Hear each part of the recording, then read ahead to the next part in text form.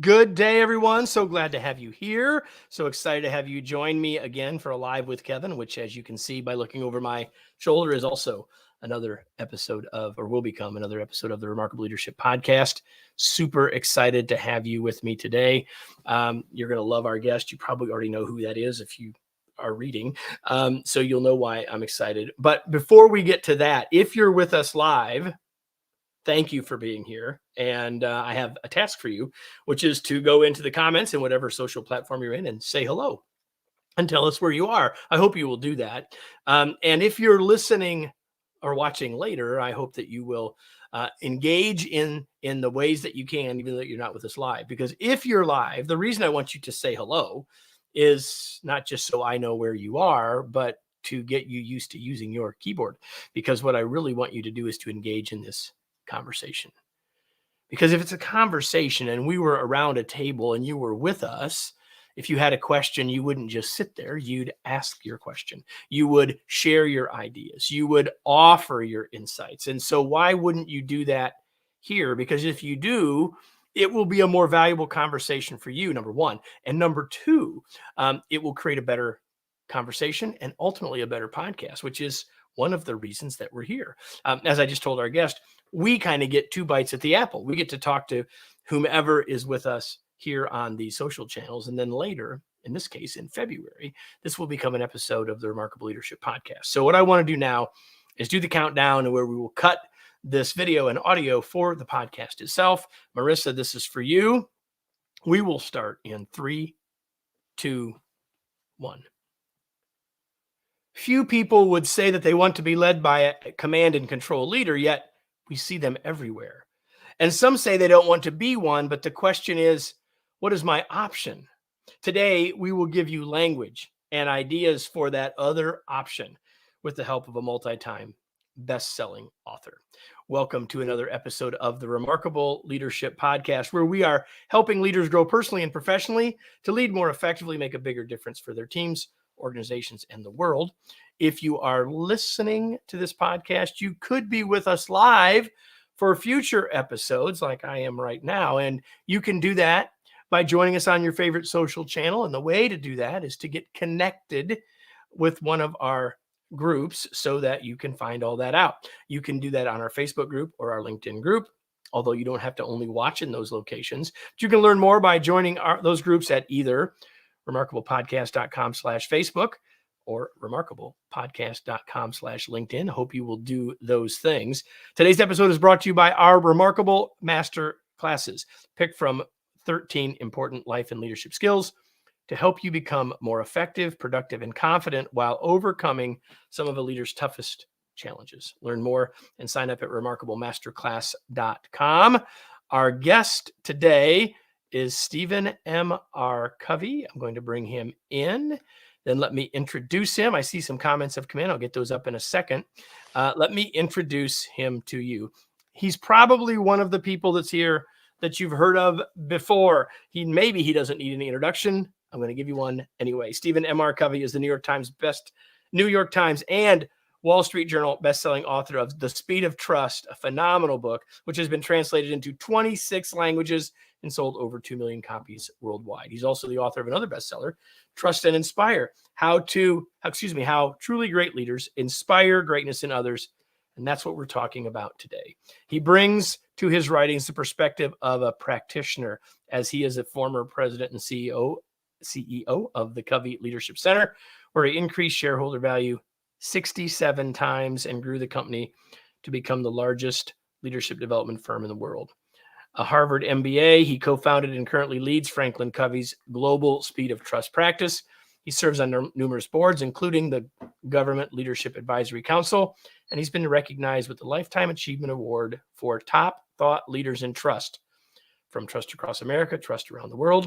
And I'm going to tell you right now that if you're watching the podcast, listening to the podcast, and you respond to me by the end of February 2024, you'll have a chance to win this copy of this new book, hardcover copy, not the one that I worked from, but one that I'm going to send to someone. The way you get entered, and you can do that whether you're watching this live now or listening to the podcast, is to send me a note on LinkedIn and say, Kevin, enter me in the drawing for a copy of Trust and Inspire. I hope you'll do that. Going to my LinkedIn, you see my name. That's how you find me on LinkedIn. Go ahead and do that. So without any further ado, Stephen, welcome. Hey, thank you so much, Kevin. I'm really excited to be with you and with all of our guests today to have this conversation. So thank you for inviting me to be part of this. All right, we've got Boston and New Hampshire and Texas and who knows who else. Let's see what else we got here. This topic couldn't come at a better time. That's a good way to lead us in. That Daniel, thank you for reading my notes. So Stephen, before we get, I want to talk about why this book, but before we get there, just really quickly, we all knew who your dad was. That's a part of your life, I know. But tell us a little bit about your journey, how you end up doing this work, and specifically how your work ends up being focused around trust. Yeah, great. Well, thank you. Yes. Well, so I am the son of Dr. Stephen R. Covey, who wrote The 7 Habits. And let me just say this, if I could, up front about my father, because a lot of people have read that book and been influenced by the book or by him. And what I would say this, that as good as my father was in public, as a speaker, as an author, and he was very good. He was very good. As good as he was in public, he was even better in private. As a husband to my mother, as a father to us kids. He was the real deal. He was who you thought he was. And that's maybe the kindest and most accurate tribute I can give to him, is that as good as he was in public, he was even better in private. And so I feel very blessed and grateful to have been raised by him and by my mother. And so that's part of my journey is having mentors like that. And what a blessing that was for me. And so my path took me, how I ended up getting into trust is that, I became the CEO of the Covey Leadership Center, and we went all around the world. Then we did a merger with our arch competitor at the time, Franklin Quest, to form Franklin Covey. And these were great people with, coming from both companies, great values and everything. But we'd been competitors. And so we were kind of had different views of the world. And now we're together and there's low trust. Not so much that we'd done things to each other, but we just saw the world differently. We'd been competing for years. Suddenly there was low trust. And I saw how with this low trust, everything slowed down. Everything costs more. Everything got interpreted and politicized and the like. And suddenly we were not as creative and as collaborative. We became internally focused.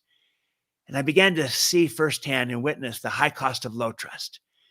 And the value of the merger was not going to achieve what it was capable of achieving if that stayed that way. So we began to become intentional and deliberate about saying, you know what? We can't just assume trust. We have to work on building it explicitly, intentionally, on purpose with each other. And we began to do that. And when we began to behave our way into greater trust, the trust did in fact grow. And once we increased the trust, and suddenly our collaboration went up dramatically, our creativity, our innovation, we could move fast. We were far more value adding to clients and customers. Everything changed. And I kind of came away from that whole experience just with some observations of having witnessed kind of the high cost of low trust and the great returns and benefits, the dividends of high trust. And I came away saying, trust matters. And we all know that, but I think we're underestimating how much it matters by a factor of 10, maybe by a factor of 100. Trust matters. Trust is learnable. You can move the needle on trust. You can build it intentionally. And there's nothing more high leverage that we can do today. And I looked around and I felt like most of the stuff on trust was either too soft, kind of like trust everyone, or too academic and not practical and tangible enough. And suddenly I felt like, this is what I want to say. I found my voice, because I was a little reluctant to follow in my father's footsteps. Not just your father's footsteps, but your father's name, for heaven's sakes. I've got his name. And no matter what I write, it's not going to be the 7 habits. It's just the reality. And so I was a little reluctant, but once I found my voice around trust, that this is a big idea that we can get so much better at, then suddenly the fear dissipated and I felt emboldened and really inspired to proceed down that path. So I wrote The Speed of Trust, which is really reflecting these learnings and insights, and then Smart Trust, and now this new book, Trust and Inspire, which is a leadership book. So that's kind of my journey. And it came about from my own crucible of being in the middle of this merger and experiencing firsthand the high cost of low trust, but then turning it around and seeing the great return of high trust and saying, wow, what if we could get really good at this on purpose? That was the idea. And I love that. And, when I introduced you, I said you come at your writing from the perspective of a practitioner, which is exactly what you've just said again. And I think that's why one of the reasons why Speed of Trust resonated so well, and why I believe this new book, also a bestseller, Trust and Inspire, is so valuable, is because it comes at it from a very practical perspective. Although it does help us lift our eyes to see something that perhaps we aren't thinking about or thinking about in the best way. And I opened by using this phrase, command and control. And it's one of the pieces of this book, right? Like we've been leading by some version of command and control, at least not everyone, but societally by this model for a very long time. And so let's start there before we offer the alternative by saying, what do you mean when you say that? I want to make sure we're all on the same page before we go on. Yeah, it's just kind of the more traditional style of leadership, the more top-down, hierarchical, kind of what we've grown up with. And I'm just kind of putting it into those 3 words, command and control, to capture it. But I'm acknowledging that we've made a lot of progress within that command and control paradigm. And, there was the authoritarian command and control kind of flown out of the industrial age. That's the real focus on efficiency and scientific management and all these things. And that was helpful in its time, but there was not enough focus on people. So we began to be focused more on people and added things like emotional intelligence and strengths and mission and trustworthiness. And that was all really good. And the problem is for most, we didn't shift the paradigm, the mindset of how we view people, how we view leadership.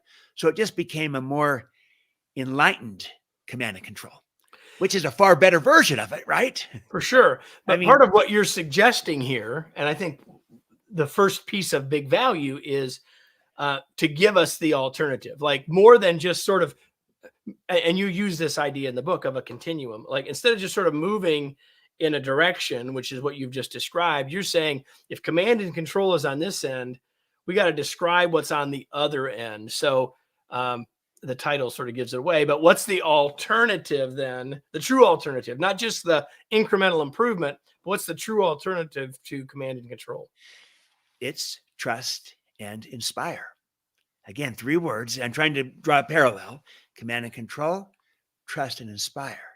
And that starts from the premise of partnership and is moving into the whole realm of inspiration as opposed to motivation.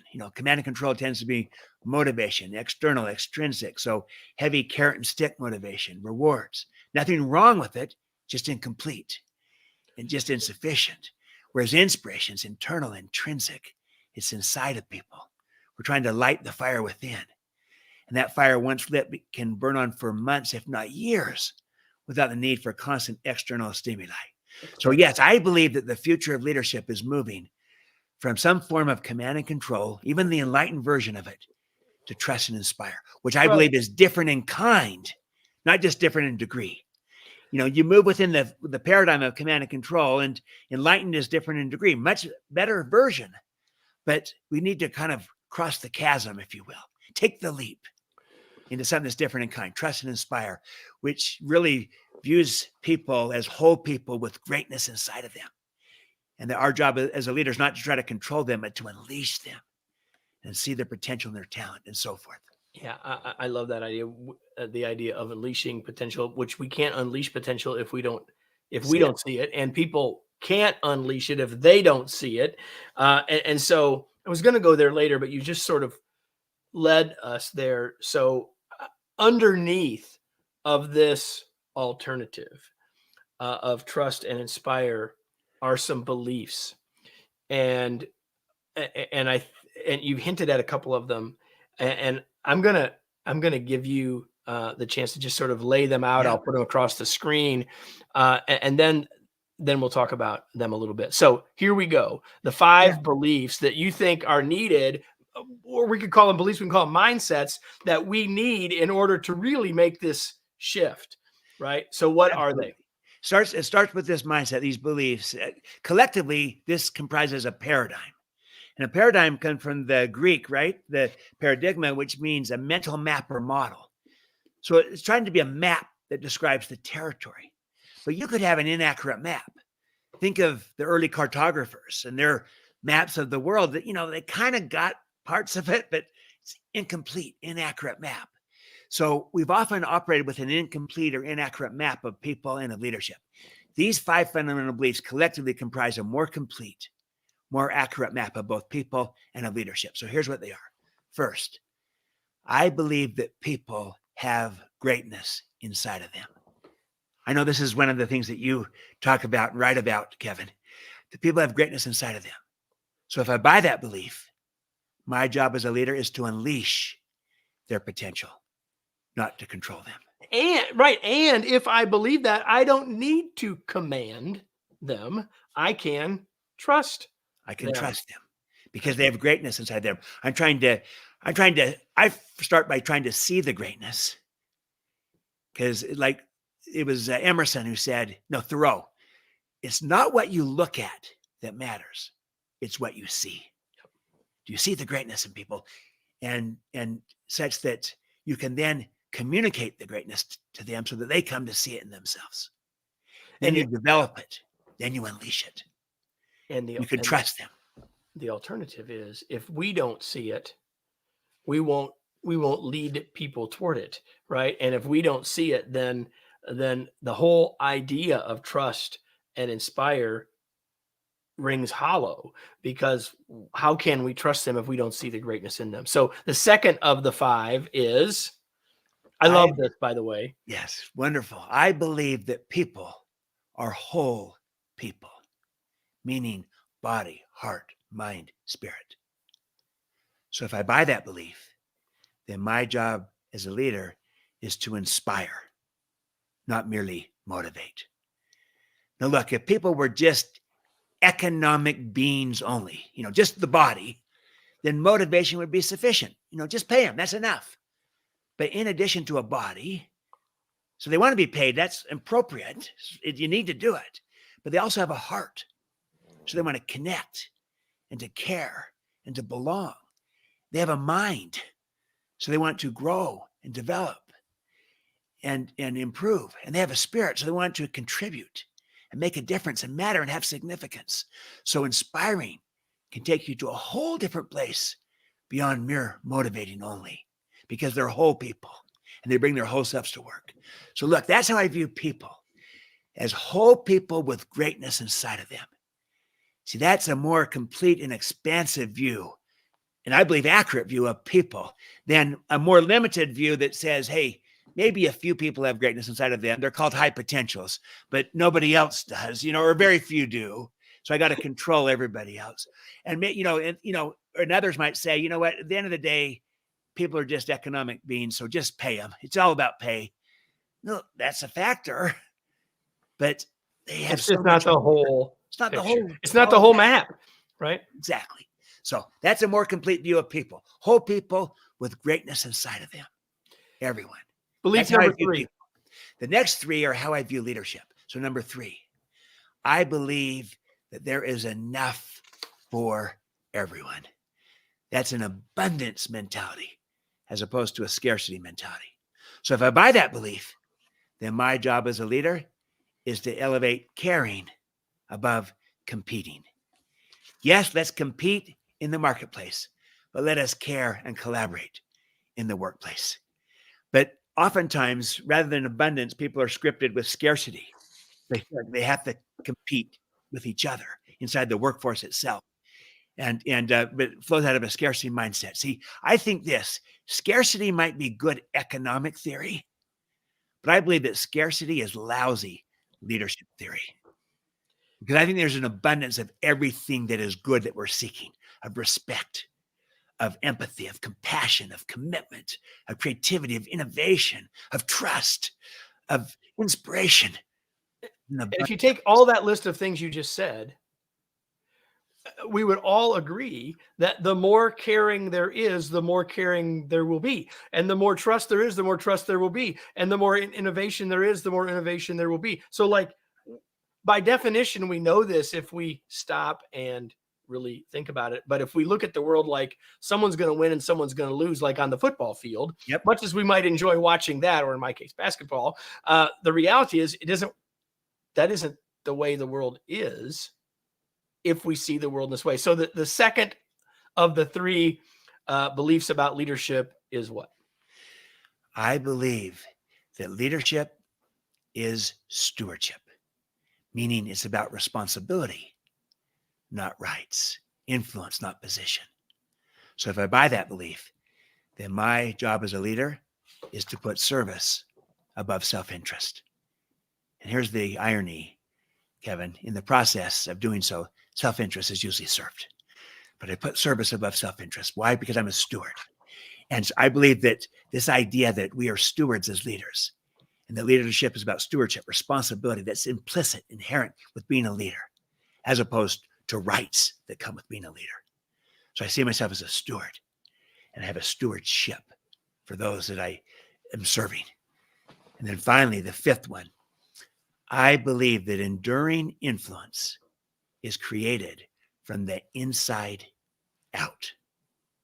So if I buy that belief, then my job as a leader is to go first. Someone needs to go first. Leaders go first. So if they want more respect, they're the first to demonstrate and show the respect. They want more openness, more transparency, more vulnerability. They're the first to be open, transparent, and vulnerable. They go first. They want more trust. They're the first to give trust. If they want the organization to be more positive, they've got to go. We could go right on down the list. Right? They go first. They work inside out, meaning they always look in the mirror. They start with themselves versus outside in, which is pointing the finger. As soon as they change, he changes, she changes, then we can do this. As soon as the CEO changes, the board, the market, those are all factors. They're all real. But outside in is not that's how we diagnose, but how we change, develop, and transform is always inside out.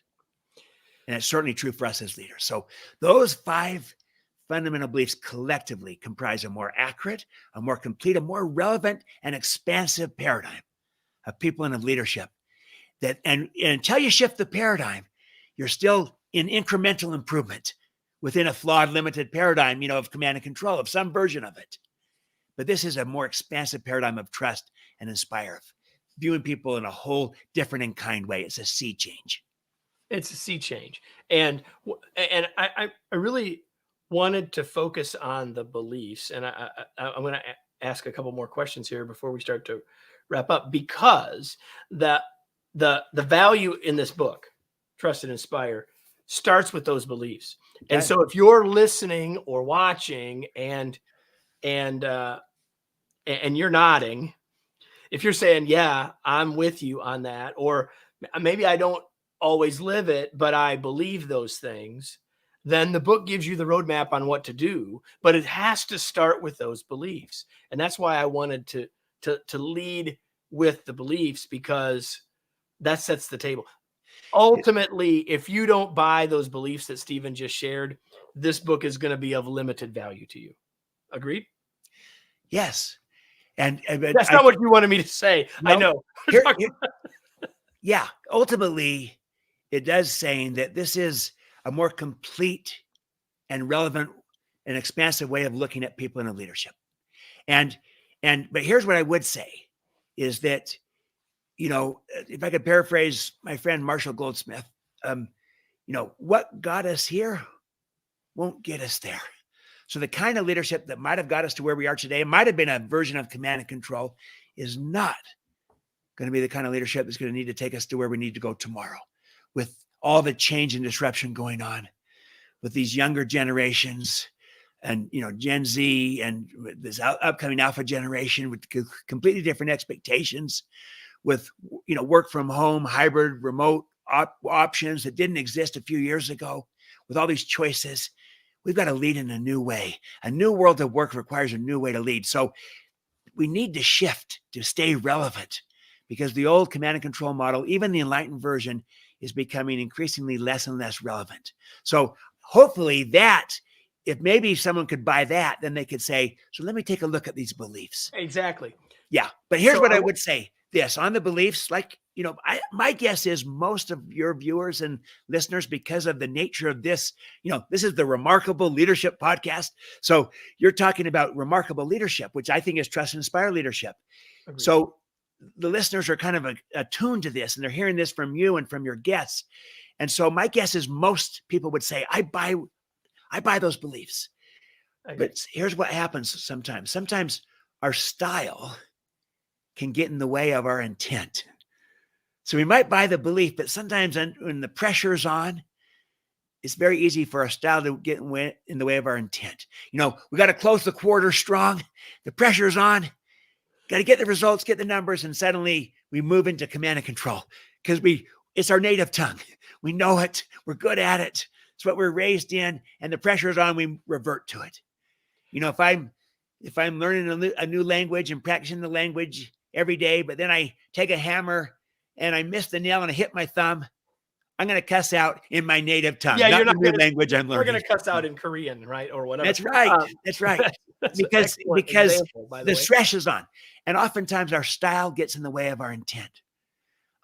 On a personal note on this, I learned this from my kids later, where my style gets in the way of my intent. We go on a family vacation. I got 5 kids. I got all these kids running around, and suddenly I get nervous around airports because I know everything that can go wrong, and you got to be there on time. The plane's going to leave with or without you. And so we go to the airport, and here I believe in the greatness of my children, that they're capable, responsible, but you wouldn't know it to watch me at an airport because suddenly we go there and I turn into this command and control dad that's just barking out orders. No one's going to go eat. You're going to stay here at the gate, and you can't go shopping. And I'm just controlling their every move. What I learned later, Kevin, is that my kids came up with a nickname for this. And they would say, hey, everyone, Dad's got airport face. and airport face means I'm all freaked out. I'm just barking out orders and commands to everyone. And here we are going on vacation and nobody is having any fun.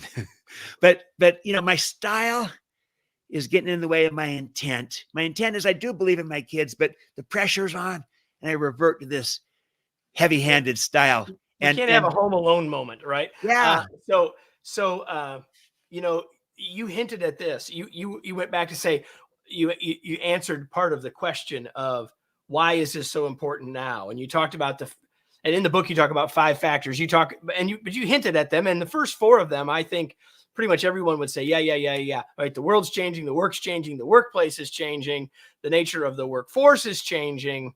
But the last one of those 5 is the one I want you to say a little bit more about, because it fascinated me and it illuminated to me in a new way, I think, something important. And you said, so the last of those sort of reasons why we have to lead differently is because of the nature of choice is changing. Say a little bit more about that, because I don't think that's something people have thought about in this way. Yeah.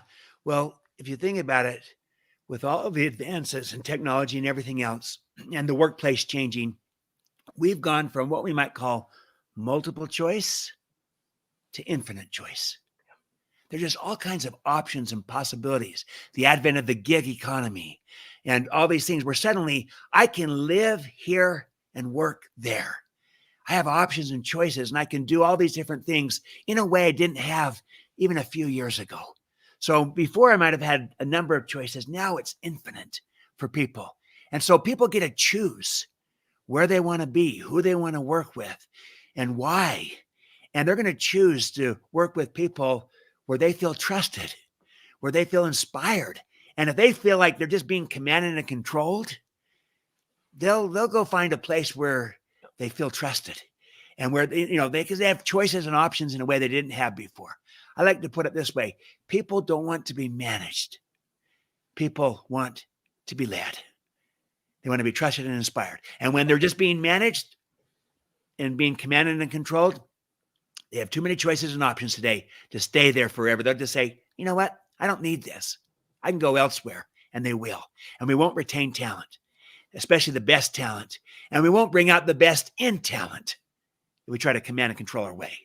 So it's got to be a new way to lead. Trust and inspire. I love that. So as we start to wrap up, I want to remind you all that you are listening to my conversation with Stephen M.R. Covey, the author of a number of books, including the newest, Trust and Inspire. It's been the focus of this conversation.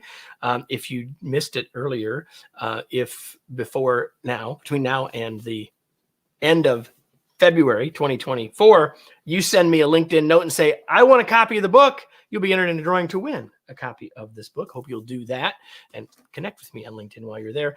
Stephen, a couple of things before we go. I'm going to shift you and I know, like we were chatting before we went live and I suddenly realized it was time to go live. Like I know you and I could have a very long conversation. We could go a long way, but I want to get to a couple of things that maybe you don't always get asked before we finish. And one of those is, other than maybe not at the airport, but maybe after you leave the airport, but like, what do you do for fun?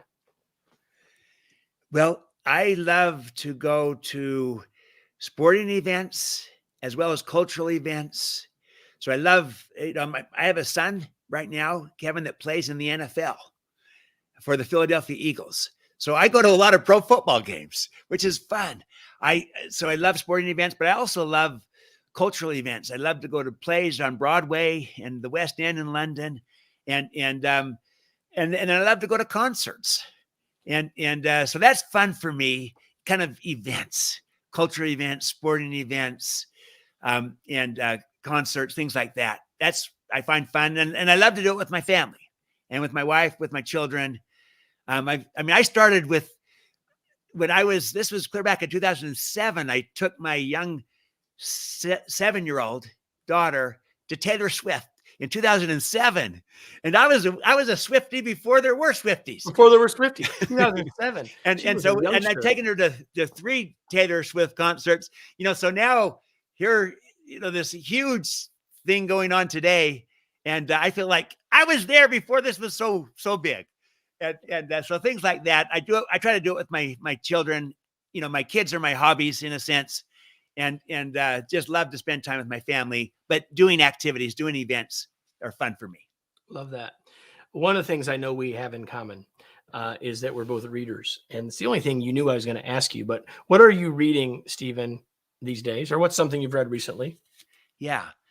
Well, I really love some of the works of Frances Fry and Ann Morris, and their earlier book, Unleashed, is terrific. They have a brand new book out called Move Fast and Fix Things. And Frances invited me to endorse it, which I did. I really love the book. And the whole premise is bringing speed back into the equation, that sometimes speed can get a bad name, because you can move fast and break things. And their whole point is, no, let's rethink speed, move fast and fix things simultaneously. And for me, that resonates because my whole thing is on the speed of trust. And so I really believe that once you build this trust, you move fast. And when you fix things as well, then you have a greater impact. So that's a great new book that's out by Ann Morris and Frances Fry. We will have that in the show notes as always.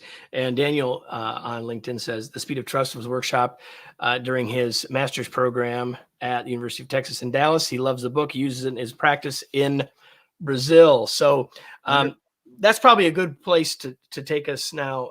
Stephen, where do you want to point people? Where do you want to send people? How do you want to connect with people? What do you want them to know before we wrap up? And for those who are watching, I'll hold the book up while you do that. Well, thank you.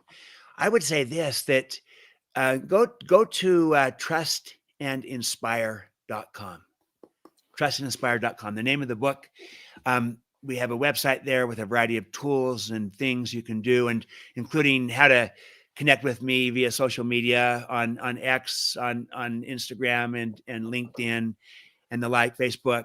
So a variety of ways you can connect that way, and some different tools. And I think that, again, we hit today the fundamental beliefs, which I'm really glad that we did, Kevin, because it's easy to kind of skip the basic paradigm and kind of move right into the stewardships. But those beliefs matter enormously. And so I'll just give one little quick illustration, if I could, of a great example of trust and inspire in action, of adopting beliefs like this, and then doing the stewardships that follow the stewardships to model, to trust, and to inspire, which is all part of the trust and inspire approach. But I think of what Satya Nadella has done at Microsoft, along with Kathleen Hogan, who's the head of Chief People Officer, Chief Human Resource Officer, a brilliant leader as well. And how, they came in and through a different approach of leadership. And they started with a growth mindset for everyone. This idea there's greatness inside of people, a growth mindset for everyone. And this idea of seeing that and then trying to unleash it. And in their words, it was a model, coach, care approach, which is really modeling, trusting, inspiring. And through this process, at the time when Nadella came in, the culture had become cutthroat competitive internally. They were losing talent. They were not innovating anymore. They still were Microsoft, still big. But he came in and through his leadership style, his and Kathleen's, literally revitalized the culture. He modeled, he trusted, he inspired. Kathleen modeled, trusted, and inspired. And they began to win in the workplace, built a high trust culture that inspires, and they're focused on thriving today. They began to win in the marketplace through collaboration and innovation. They're a cloud powerhouse, completely reinvented themselves. And today they're one of only 2 companies in the world valued at over $2 trillion.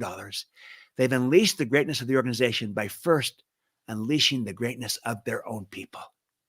And that's the sequence matters. The way that we sustain winning in the marketplace with customers and partners is because we first win in the workplace with our own people.